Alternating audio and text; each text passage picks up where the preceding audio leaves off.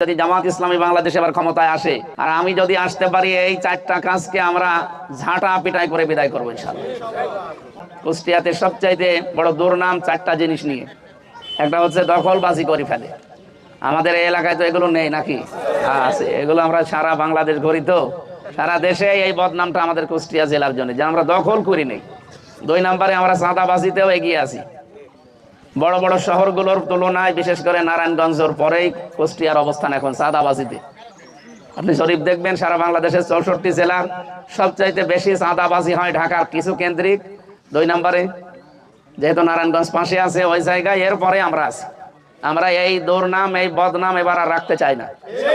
3 নম্বরে এখানে সন্ত্রাসী কাজ কারবার বেশি হয়, কারণ বড় বড় সন্ত্রাসী তৈরি হয়েছে এখান থেকে, আমি নামগুলো নিলাম না। 4 নম্বরে এখানে দুর্নীতিটাও খুব বেশি হচ্ছে। আমরা আহ্বান জানিয়েছি ওই দিন যদি জামাত ইসলামী